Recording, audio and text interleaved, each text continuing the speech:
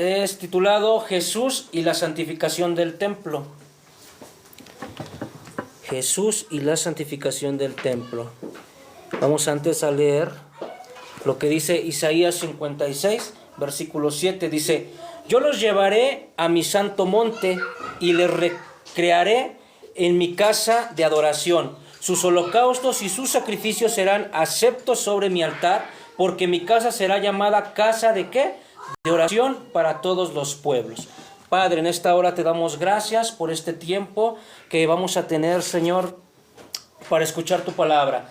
Te pedimos, Señor, que tú seas dándonos iluminación, Señor, a través de ella, Padre, para poder entender a qué te referías, Señor, y qué nos querías hablar, Señor, qué querías dejar a esta humanidad, Padre, para poder así, Señor, comprender, Señor, y entenderte y conocerte, Señor, y después de ello, Señor, poder llevar por obra, Señor, y hacer tu voluntad. Te pedimos, Espíritu Santo, que tú seas dándonos esa sabiduría, esa revelación, Señor, a nuestras vidas, y que cada uno de los que estamos aquí, Señor, tu palabra, Señor, pueda ser sembrada en nuestros corazones. Así te lo pedimos en el nombre de Cristo Jesús. Amén. ¿Qué dice aquí al final de este versículo? Dice: para que sus holocaustos y sus sacrificios sean aceptos sobre mi altar. Sabemos que los sacrificios y holocaustos eran lo que entregaban delante del templo hacia Dios. Dice: para que puedan ser aceptos delante de mi altar, porque mi casa será llamada casa de ¿qué? De oración para todos los pueblos. Amén. Y eso es lo que podemos ver actualmente, que donde se predica la palabra de Dios y donde se ora a Dios, está siendo ¿qué? Una casa de adoración, sí, para todas las naciones, porque actualmente es a nivel mundial. Dice Juan 2, del 3 al 25. Eso es lo que el día de hoy vamos a ver. Así que alguien que tenga, son poquitos versículos, que le pueda dar lectura en voz alta. Amén. Amén. Dice: estaba cerca la Pascua de los judíos, y subió Jesús a Jerusalén, y halló en el templo a los que vendían bueyes, ovejas, palomas, y a los que cambiaban allí sentados.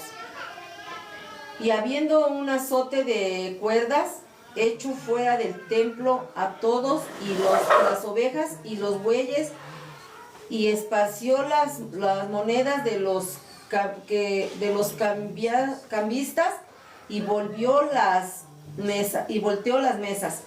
Y dijo a los que vendían palomas: quitad de aquí esto, y no hagáis de la casa de mi padre casa de mercader. Okay. Casa de mercado. Ajá. Sí, continúa. Casa de mi padre, casa de mercado. Entonces se acordaron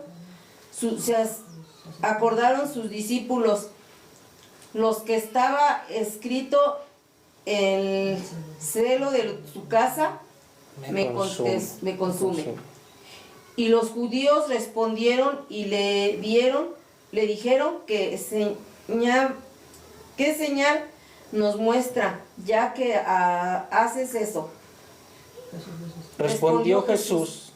Continúa. Respondió Jesús y les dijo: destruid este templo y en 3 días le levantaré.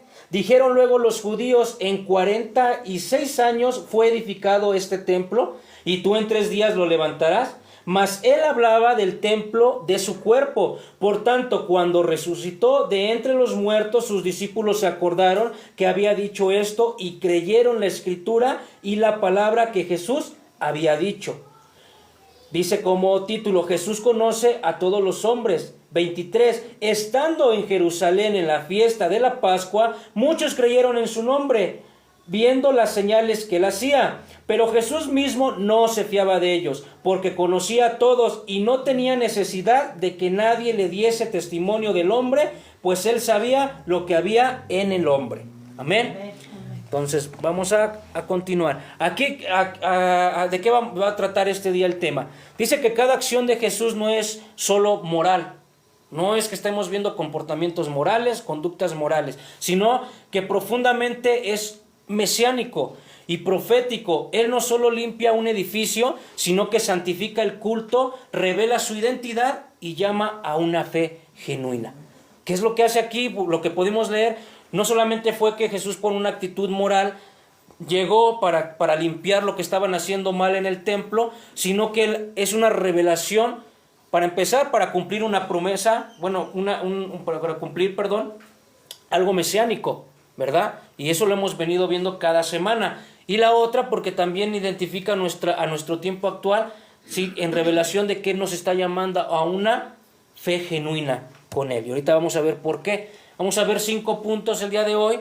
Y el primero que vamos a ver es: Jesús sube al templo como el Mesías prometido. ¿Y eso dónde lo vimos? En Juan 2:13. Vámonos al primer versículo. Dice: estaba cerca la Pascua de los judíos y Jesús, ¿qué dice? De los judíos, y subió Jesús a Jerusalén.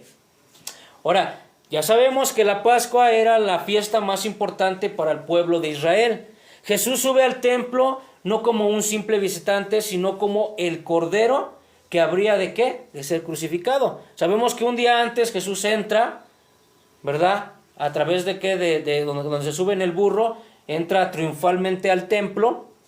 Y en esta ocasión, cuando Jesús vuelve a venir al templo, dice que cada paso que él estaba dando significaba que algo mesiánico sobre de él. Era el Mesías que entra a la casa de su padre para purificarla. Porque eso que hizo él, de purificar, de volcar las mesas, tuvo ¿qué? Un cumplimiento profético. Para empezar, vamos a ver Éxodo 12:3, ¿qué nos dice? Hablad a toda la congregación de Israel diciendo: en el día 10 de este mes, tómese cada uno un cordero según las familias de los padres, un cordero por familia.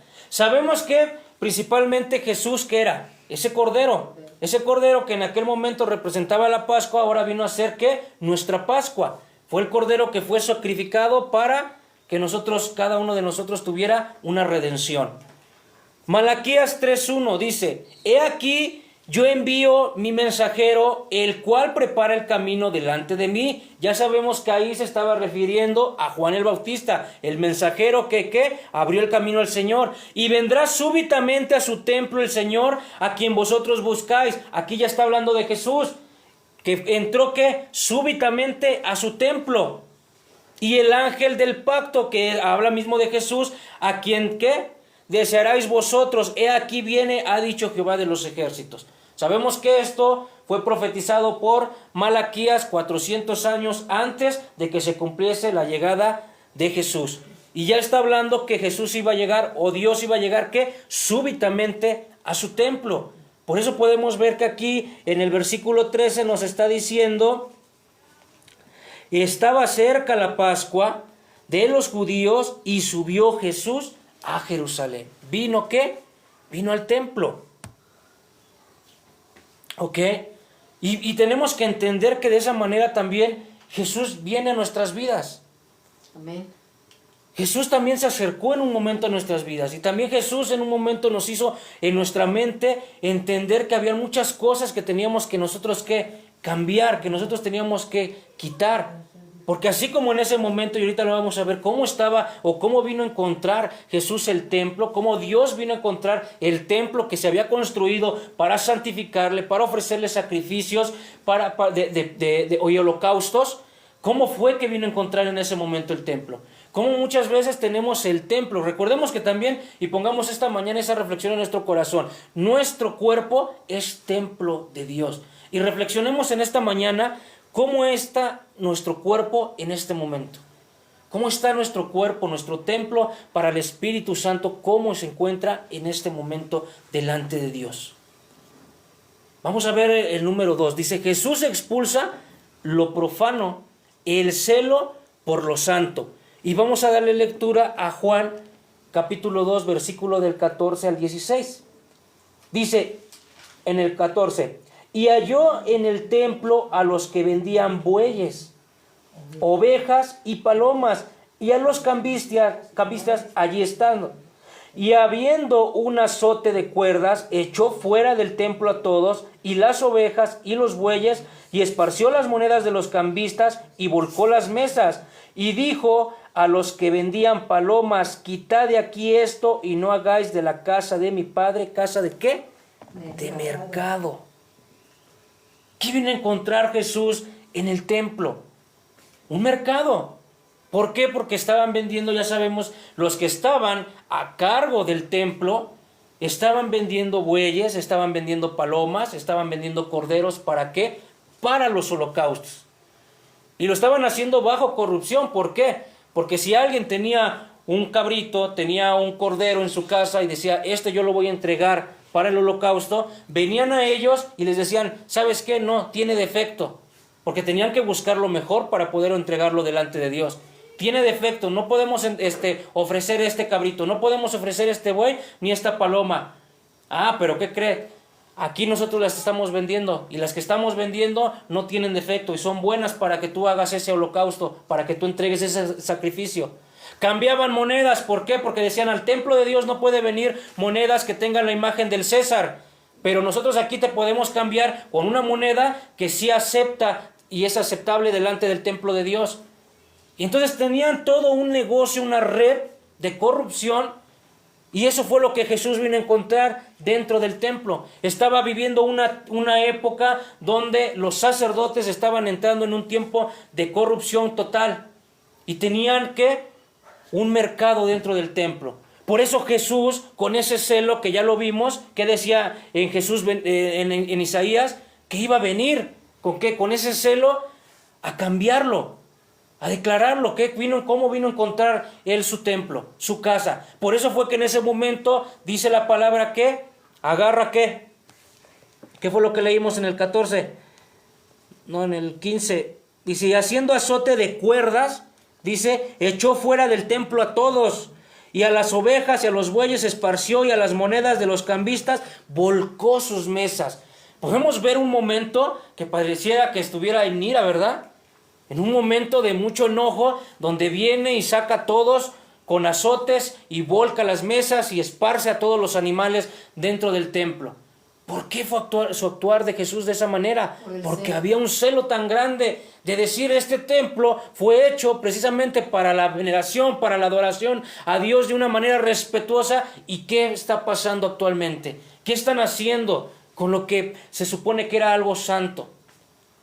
¿Y qué está pasando actualmente también en muchas iglesias actualmente? ¿Se está predicando fielmente la palabra de Dios? ¿Se está haciendo con un respeto, con una integridad genuina de nosotros como Jesús nos lo vino a enseñar? ¿O también se está volviendo corrupción? ¿Verdad? ¿O también se está buscando hacer negocio? ¿Para qué? Para que algunas familias crezcan. En aquel momento, ¿quiénes eran los que se estaban beneficiando de todo esto? Eran los mismos sacerdotes. Porque los mismos sacerdotes eran los que estaban dándose el dinero. Quizás sí daban una parte al templo, pero otra parte se lo estaban quedando. Entonces podemos ver cómo a través de la historia, y no nada más en los tiempos de Jesús, se puede ver ese tipo de corrupciones. Lo que muchas veces podemos ver y podemos juzgar el día de hoy a través de cuando vemos de una iglesia, de un templo levantado y que vemos corrupción y que vemos, no es cosa de hoy. Esto es algo que durante todas las generaciones ha venido pasando, pero depende de qué, de nuestro corazón, depende de nuestra vida, que podamos nosotros ser una persona diferente. No vamos a acabar con la corrupción, sería ilógico. ¿Qué pasó cuando Lutero, que comenzó este movimiento de protestantes? ¿Qué pasó en ese momento? ¿Cómo estaba la iglesia católica en ese momento? Él siendo un sacerdote, ¿qué? Agustino. ¿Qué fue lo que vio en ese momento en la iglesia? A través del dogma del purgatorio, ¿qué estaba haciendo la iglesia? Estaba vendiendo las indulgencias.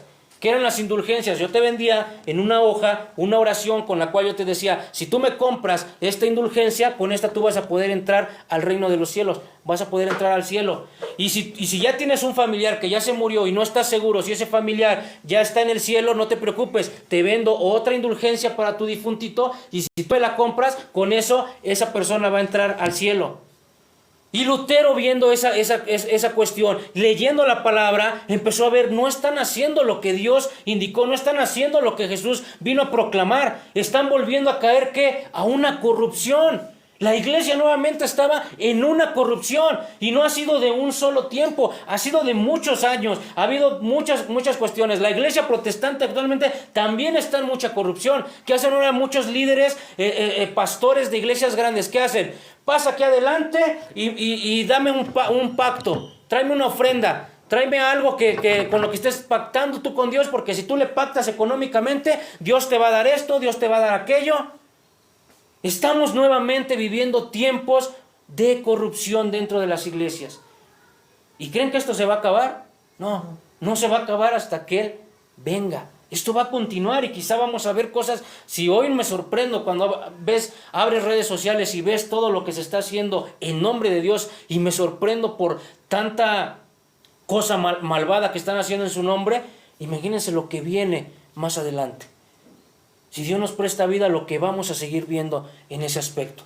Pero Jesús lo que estaba haciendo aquí, lo que vino a hacer aquí, era que el templo se había convertido en un mercado religioso, y Jesús, con la autoridad que le había dado, ¿quién? Dios, una autoridad divina, limpia el lugar. Esta no es una reacción emocional de Jesús, entendamos eso, sino una acción primeramente profética, en un acto que cumple las Escrituras, el Mesías purificando el culto contaminado. Eso es algo que también nosotros tenemos que ver actualmente. ¿Cómo está nuestro culto? Y nuestro culto hablando de nuestra persona y de nuestro corazón. Salmo 69:9 dice: porque me consumió el celo de tu casa, y los que de los que te vituperaban cayeron sobre mí. ¿Ven cómo aquí está en este salmo también cumpliéndose esta parte de la profecía de Jesús?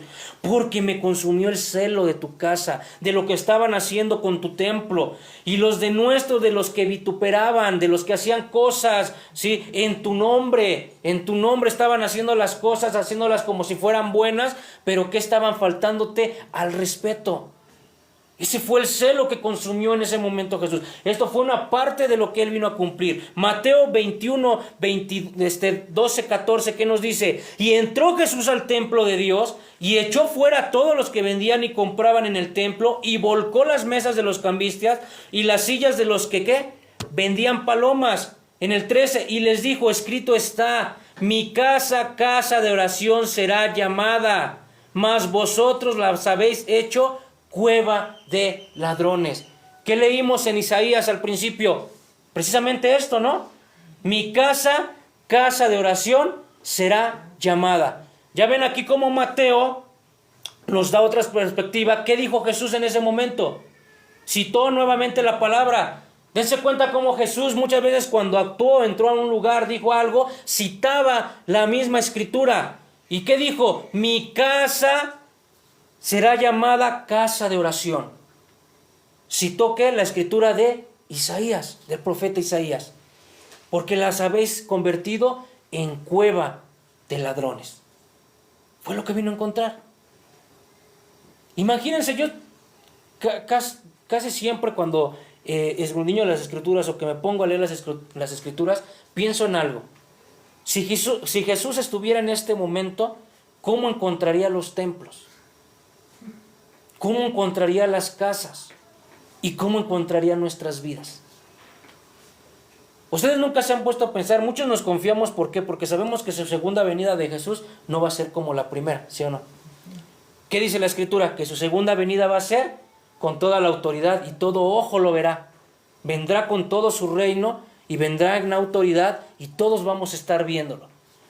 Por eso yo creo que en muchos nos confiamos. Imagínense si Dios cambiara de opinión, que no va a ser porque ya está escrito, nada más tomámoslo como un ejemplo. Cambiara de opinión y dijera: voy a llegar como llegué en el primer día, la primera vez. Voy a llegar humilde, a donde solamente pocos supieron. Cuando llegué al templo y cuando empecé a predicar, empecé a decir: yo soy el hijo de hombre. Imagínense si así llegara. Pónganse a pensar cuántas iglesias le abrirían la puerta y cuántas iglesias le reconocerían que Él es Dios, si llegara humilde. ¿Cuántos verdaderamente dijeran: sí, eres el Mesías? ¿Y cuántos le cerrarían la puerta? Estás loco, como lo hicieron en aquel momento. No te creemos. Actualmente hay pastores, y hay un pastor muy reconocido, tiene una iglesia muy grande en Miami, y dice que él no puede ser humilde, que es más, un pastor que esté humilde, ¿sí?, que esté pobrecito, no te puede bendecir. Imagínense si su iglesia le podría abrir la puerta a un Jesús de esa manera. No, porque lo vería humilde y lo primero que haría es, ¿cómo vas a ser tú el Dios? ¿Cómo me vienes a hablar tú de eso? ¿Cuántas iglesias le cerrarían la puerta a Dios? Yo me pongo a analizar eso cada que escudriño las Escrituras. Dice, Jesús deseaba santificar nuestras vidas, echar fuera todo lo profano. Podemos reflexionar esto en esta mañana. ¿Qué significaba también en ese momento? Jesús vino, volcó porque vio que estaba convertida en cueva de ladrones. Pero si Él viene a nuestra vida, ¿cómo viene a encontrar nuestro corazón el día de hoy? ¿Qué podría echar fuera de nuestro corazón el día de hoy? ¿Habrá hipocresía? ¿Habrá materialismo? ¿Habrá ritualismo sin vida? Reflexiona en esta mañana. ¿Habrá mesas que deba volcar Jesús en tu alma en esta mañana? ¿Habrá algo en tu corazón que estés poniendo tus ojos más en las cuestiones materiales? Que habrá hipocresía, habla de una doble moral, ¿verdad? Que podamos decir, amamos a Dios, predicamos a Dios, pero que por dentro estemos haciendo cosas diferentes. Eso habla la hipocresía, es doble moral, ¿sí? O un ritualismo vacío. Volvemos a lo mismo. Salimos a veces de un lugar pensando, y esto es bien cierto, salimos de un lugar pensando que ahí no es lo correcto, porque ahí nos enseñan a hacer rituales, y pensamos que esos rituales no tienen vida. Pero pasa muchas veces que cuando llegamos a otro lugar donde creemos tener ya una comunión directa con Dios, volvemos a caer en esas mismas cosas. Hay por ahí una frase que dice, hablando del pueblo de Israel, no, del pueblo de Dios. Supongamos, por ejemplo, cuando el pueblo de Israel fue liberado de Egipto, pasa 40 años en el desierto por desobediente, porque vuelve a querer agarrar cosas que traía de Egipto, ¿verdad? ¿Qué pasa cuando Moisés sube al monte de Sinaí para que Dios le entregue las tablas, donde venían las tablas de la ley, los 10 mandamientos? ¿Qué hace el pueblo de Israel en cuanto su líder no está? Hacen un becerro de oro, y ese becerro de oro que lo empiezan a ¿qué? A alabar. Dicen que es Jehová, ¿no? Bueno, Yahvé, como le llamaban en ese entonces, ¿verdad? Pero comienzan a darle una adoración y hacen algo que iba en contra de lo que Dios les había dicho. Y muchas de estas anécdotas podemos ver dentro de las Escrituras, ¿verdad? De cómo el pueblo de Israel fue rebelde y quería volver al pasado. Entonces por ahí se inventaron una frase que dice, o el pueblo de Dios o Israel salió de Egipto, pero Egipto no salió de su corazón. Y así pasa muchas veces con creyentes. Salimos de un lugar donde pensamos que hay ritualismo vacío, que hay cosas que no nos acercan a Dios, sino que simplemente nos hacen pensar que estamos en comunión con Dios.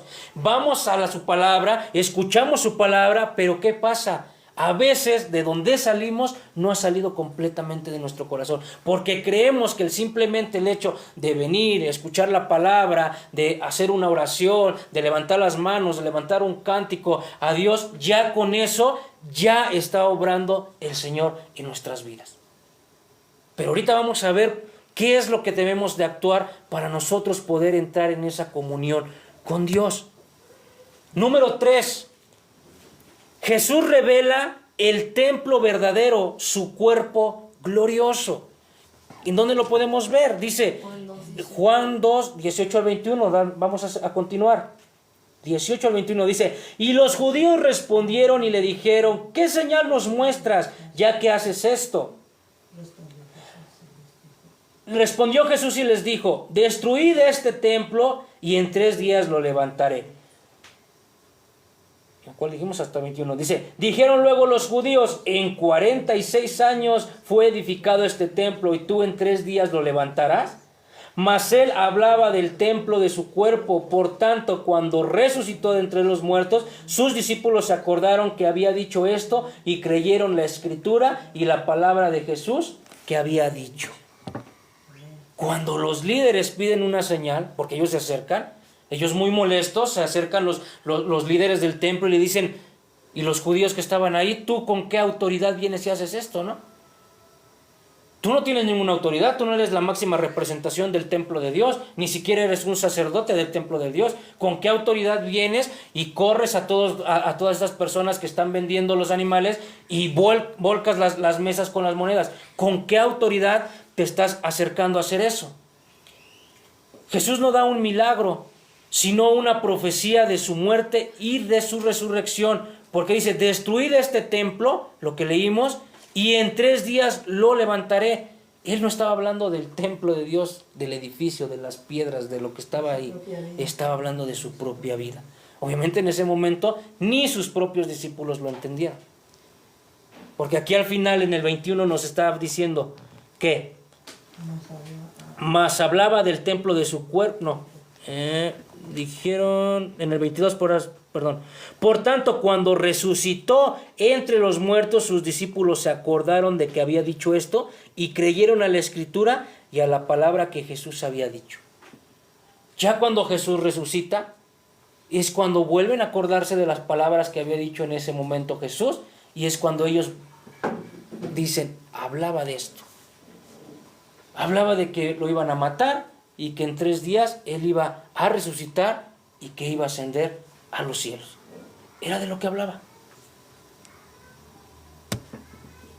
Colosenses 2:9 dice, porque en él habita corporalmente toda la plenitud de la deidad. En Jesús habitaba ¿qué? Toda la plenitud de la deidad de Dios. Por eso cuando nosotros nos acercamos a Jesús, es como nos podemos acercar a Dios. ¿Qué dice? Porque Él es el ¿qué? Mediador entre Dios y los hombres. Si tú quieres acercarte a Dios, te tienes que acercar solamente a Jesús. ¿Y dónde está Jesús? Esa podría ser la pregunta. ¿Dónde está Jesús para podernos acercar a Dios? A la derecha del Padre. Sí, está a la derecha del Padre, pero ¿dónde está? Está en su palabra, porque Jesús es Espíritu. Y por eso Jesús dejó al Espíritu Santo. ¿Para qué? Para que por medio de Él nosotros nos podamos acercar a Jesús. Pero para que nosotros podamos tener al Espíritu Santo debemos de creerle a Dios, a Jesús. Y para poder creer a Jesús tenemos que escudriñar sus palabras, porque esa es la que nos van a dar a conocer quién es Dios. Hebreos 10:20, por el camino nuevo y vivo que Él nos abrió a través del velo, que esto es de su carne.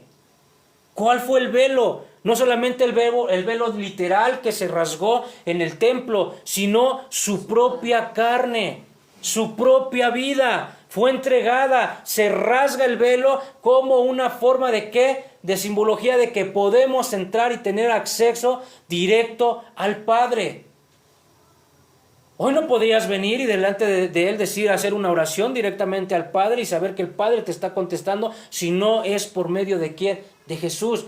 Porque al orar dices, Padre, y comienzas a hacer una oración y al finalizar dices, que se haga la voluntad o que se haga en el nombre de ¿quién?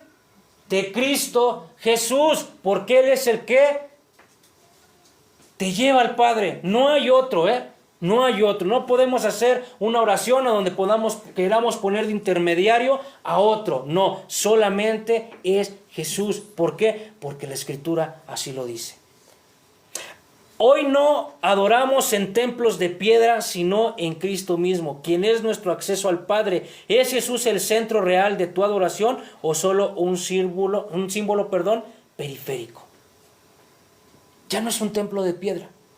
Ya no es que alguien construya y ponga piedra sobre piedra, arme un templo y digas, solamente ahí es la adoración a Dios.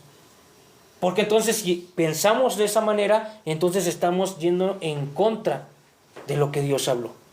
Porque habló que ¿quiénes éramos el templo de Dios? Los miembros, los que le creen. Por eso Pablo escribió que cada quien que es miembro del cuerpo de Dios. Algunos son la cabeza, algunos son los pies, algunos son las manos, pero todos se conforma el templo de Dios. Número 4. Jesús discierne los corazones, no se fía del entusiasmo superficial. Vamos a ver por qué habla de eso. Juan 2, 23 al 25. 23 al 25. Bueno, vamos a leer desde el 20. Dijeron luego los judíos en 46, del 23. Estando en Jerusalén en la fiesta de la Pascua, muchos creyeron en su nombre, viendo las señales que él hacía. Pero Jesús mismo no se fiaba de ellos, porque conocía a todos, y no tenía necesidad de que nadie le diese testimonio del hombre, pues él sabía lo que había en el hombre. Muchos creyeron por las señales, pero Jesús nos entregó a ellos. Él conoce el corazón humano. Vamos a entender esta parte, ¿eh? Esto muestra que no toda fe es verdadera y que Jesús busca redención real, no emoción momentánea. Jesús conoce cada corazón. Jesús conoce cuando una persona se acerca y dice, yo creo en Él. Podemos venir alguien a una iglesia, puede estar alguien dentro de una iglesia, pero Jesús sabe si esa persona verdaderamente o realmente está conociéndole y lo está buscando. Porque en aquel momento muchos le siguieron, decía. Había muchos, ¿por qué? Porque manifestaba señales. Venían personas que estaban enfermas y eran sanadas al momento. Venían personas que eran paralíticas y las sanaban en el momento. Cualquier tipo de manifestación y señal que hizo, entonces por eso habían muchos que le estaban siguiendo, pero dice que él sabía que solamente le estaban siguiendo por las señales que él estaba haciendo. No lo estaban siguiendo por las palabras que él estaba hablando. Y así muchas veces podemos encontrar personas que se acercan a Dios o que quieren buscar de Dios. ¿Por qué? Porque lo que están buscando es un milagro en su vida. Estoy enfermo y tengo necesidad de sentirme sano porque ya fui al doctor y ya vi que en el doctor no me dan buenas noticias. Entonces me voy ahí dicen que ahí posiblemente puedo acercarme. Entonces, ¿qué estás buscando? ¿Estás buscando a Dios o estás buscando la sanidad nada más? El milagro. Me está yendo mal económicamente, dicen que si me acerco a Dios y que si hago las cosas de Dios, Él me va a poder ayudar, me va a poder bendecir. Me estoy acercando a Dios entonces porque por encontrar una estabilidad económica, por salir en el momento de la bronca, de la crisis. Es que tengo ahorita problemas en mi hogar, con mi papá, con mi mamá, con mi esposa, y me dicen que si me acerco a Dios Él puede restaurar esa parte de mi vida.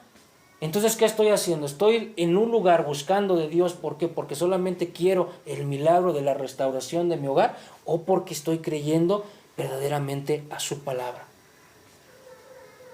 Porque cuando tú entiendes su palabra, pase lo que pase, no te va a desviar. Si te empieza a venir una crisis en la económica, familiar, de enfermedad, eso no va a ser un impedimento para que tú te alejes de Dios. Ni para que tú le eches en cara que no está cumpliendo.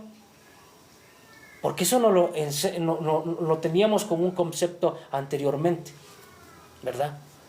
De que el Dios que castigaba. ¿Cuántos no crecimos con esa de que Dios castiga porque haces esto, porque haces el otro?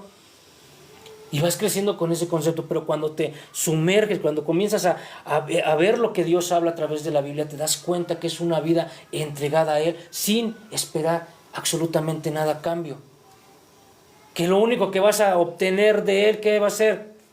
La redención, la vida eterna. Y van pasando cosas en tu vida y Dios, si ve cosas buenas, va dándote cosas buenas a tu vida.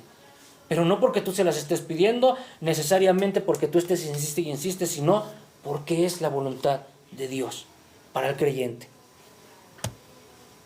Jeremías 17:10. Yo Jehová, que esgrudriño la mente, que pruebo el corazón, para dar a cada uno según su camino, según el fruto de sus obras. ¿Ven? Dice, Dios esgrudriña la mente, o sea, conoce el pensamiento y prueba cada corazón de las personas, para dar a cada uno según su camino y según el fruto de sus obras. ¿Cuál es el fruto de las obras? El fruto de las obras ya lo vimos y apréndanse esta parte, porque el fruto que da el Espíritu de Dios es lo que viene en Efesios 5 del 22 al 23, que son los frutos del Espíritu Santo. Esos son los frutos de las obras. Un creyente lo que va a dar van a ser esos frutos. Apúntalo, léelo personalmente en tu casa y entiéndelo. Efesios 5, 22 al 23. Frutos del Espíritu Santo. Mateo 7:21, ¿qué nos dice? No todo aquel que me dice Señor, Señor, entrará en el reino de los cielos, sino el que hace la voluntad de mi Padre que está en los cielos. No todo aquel que dice Señor, Señor. Tú puedes venir cada 8 días, estar dentro de un templo cada 8 días, si se puede diario, y diario puedes estar diciendo Señor, te alabamos, Señor, te bendecimos, pero dice aquí directamente la palabra: no todo el que me dice Señor, Señor entrará al reino de los cielos, sino el que hace la voluntad de mi Padre que está en los cielos. ¿Y cuál es la voluntad del Padre? ¿Cuál es la voluntad del Padre? La que está escrita. Aquel que hace su voluntad, ese es el que tendrá acceso al reino de los cielos. Y acuérdense que aquí en la tierra también hay un reino. Cuando tú le crees a Jesús, cuando tú lo recibes, aquí hay un reino que se empieza a establecer dentro de esta tierra. Porque es diferente, ¿eh? Es diferente la morada celestial al reino terrenal de Dios que está aquí en esta tierra. Cuando hay un creyente, cuando hay un grupo de personas que le siguen y que hacen su voluntad. Es estar trayendo el gobierno de Dios a esta tierra. ¿Tu fe está fundada en un encuentro verdadero con Cristo o en una emoción pasajera? Eso es algo que tenemos que examinar en esta mañana.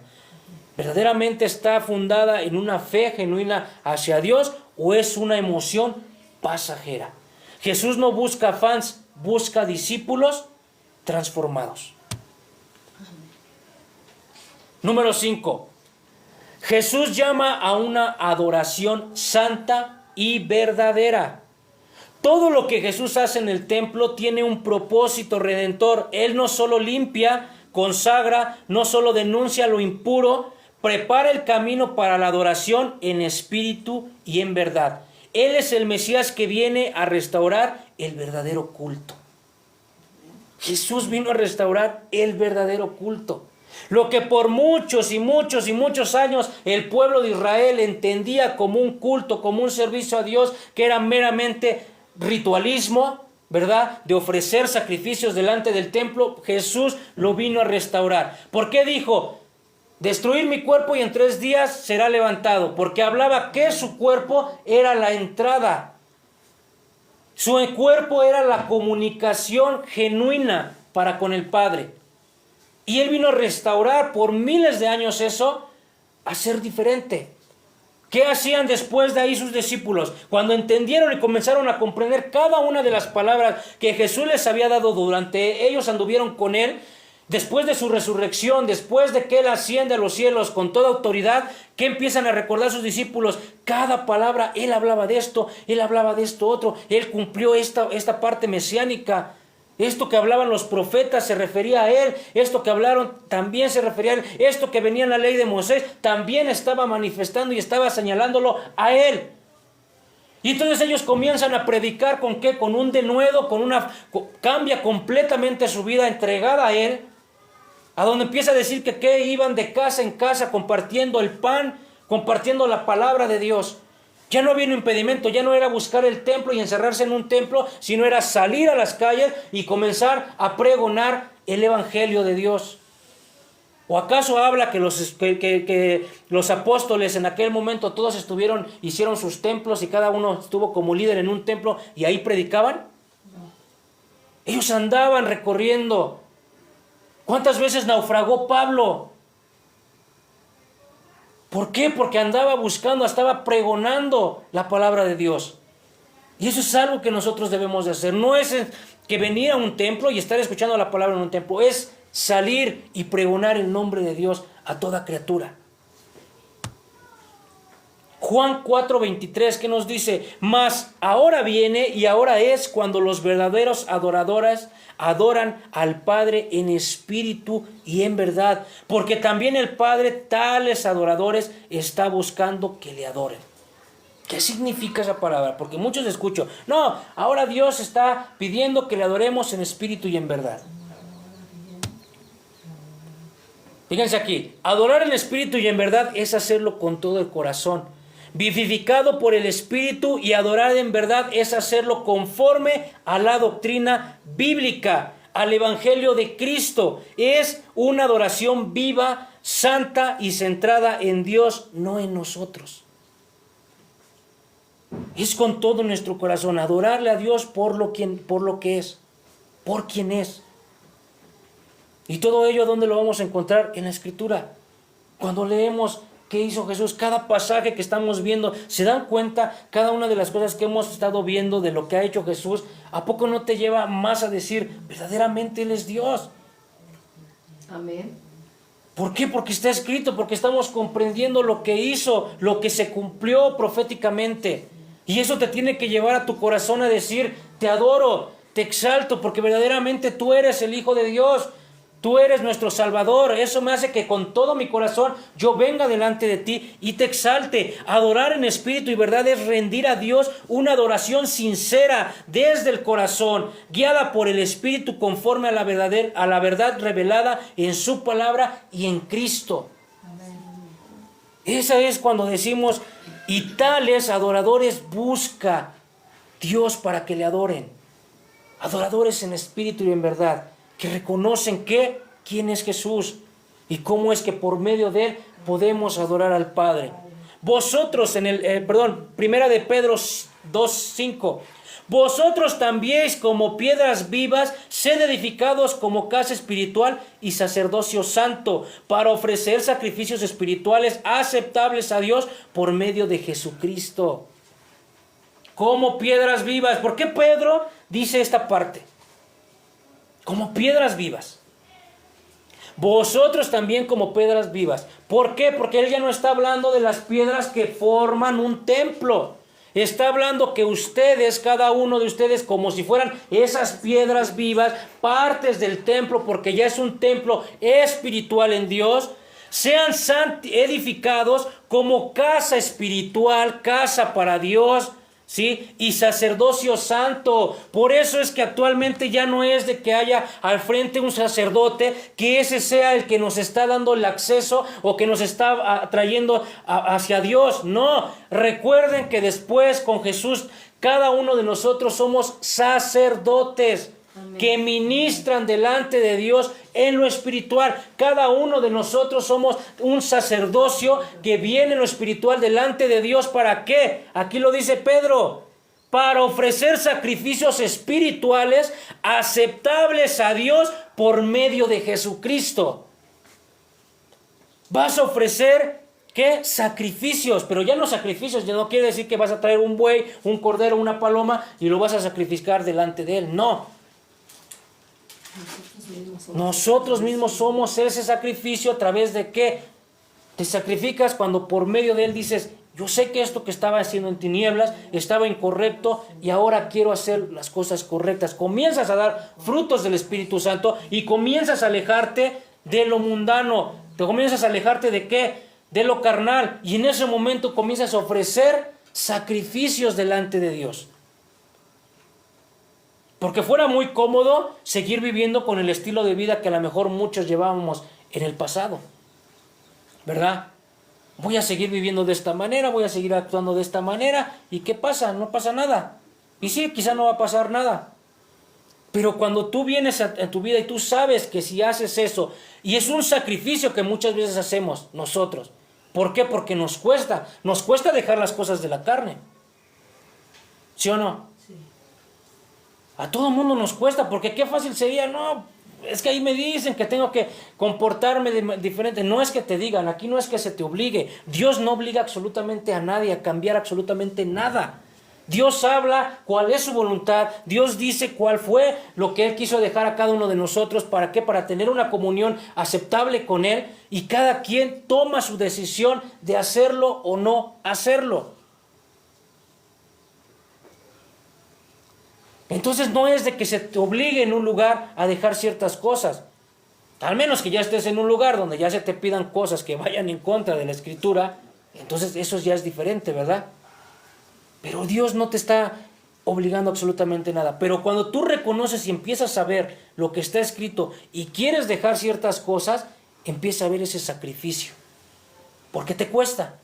Y muchas veces, por más que en tu mente lo tratas de hacer y en tu corazón dices, Señor, ayúdame porque no puedo, y lo tratas de hacer y vuelves a caer y te sientes mal porque dices, es que yo quiero verdaderamente dejar de hacer esto y vuelvo a caer, y está haciendo un sacrificio en tu vida, y hay cosas que yo te puedo asegurar que el día de hoy ya las pudiste dejar de hacer, pero hay cosas con las que estás batallando diariamente.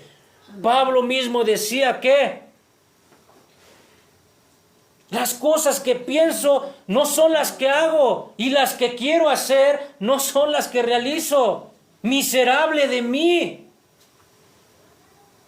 Porque Pablo mismo lo sabía, esa lucha que tenemos nosotros con el pecado. Pero por eso Pedro dice, ahora ustedes como piedras vivas, sean edificados como una casa espiritual y sacerdocio santo para ofrecer sacrificios espirituales aceptables a Dios por medio de Jesucristo. Aquí está la respuesta. Por medio de Jesucristo es como vas a poder hacerlo. Si tú vienes a Jesús y a Jesús le pides las cosas, créeme que vas a poder dar ese sacrificio aceptable. Amén. Pero lo debes de creer al 100% y lo debes de entregar a Él. Adorar, bueno, eso ya se los expliqué. Somos el templo vivo de Dios, debemos vivir en una santidad, reverencia y verdad. Jesús no limpia para dejar vacío, sino para llenar con su presencia gloriosa. Cuando Jesús viene y limpia, mueve algo en tu interior, mueve algo en tu mente y en tu corazón, no es para dejarlo vacío, sino para llenarlo con Él.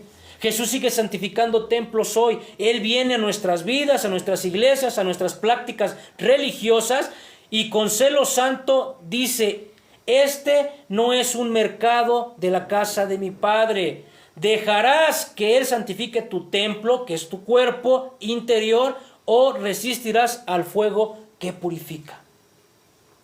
Llevémonos eso esta mañana. ¿Vas a dejar que Dios venga a tu templo, lo purifique, tenga que quitar lo que tenga que quitar, ¿sí? Para entonces nosotros poder ser una persona agradable y dar un sacrificio agradable delante de Él? ¿O te resistirás a ese fuego que purifica?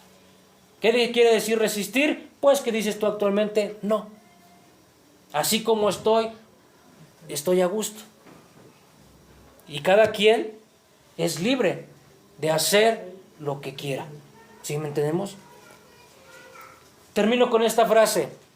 Donde Jesús pone sus pies, lo común se vuelve santo. El polvo de suelo se transforma en un santuario. Las mesas de los mercaderes se caen y el alma antes fría y endurecida arde en fuego puro. Donde Él reina no hay un rincón que no sea tocado, no hay una sombra que no sea iluminada, no hay un corazón tan cerrado que no empiece a latir con adoración. Cuando el Mesías entra, el templo deja de ser un edificio y se convierte en una morada viva del Dios Altísimo. Amén.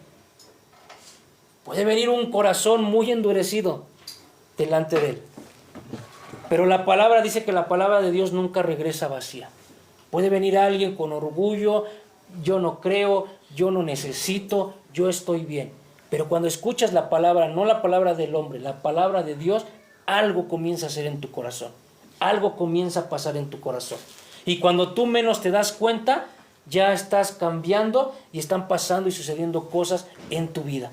Porque así venga el corazón más endurecido, si viene delante de Dios creyéndole un poquito, diciendo, bueno, no estoy al 100% seguro, pero dejo un poquito de mi corazón ahí para contigo, para ver qué puede suceder. Créeme que Dios entra y comienzas a ver eso en tu vida. Amén. Un cambio de pensamiento, un cambio en el corazón, un cambio de actitud que Dios transforma y te comienza a dar una entrada. Ves que no es un edificio, ves que no es un templo, sino que eres tú con Dios y convierte una morada viva hacia Dios Altísimo por medio de Jesucristo. Amén. Pongámonos de pie, vamos a orar.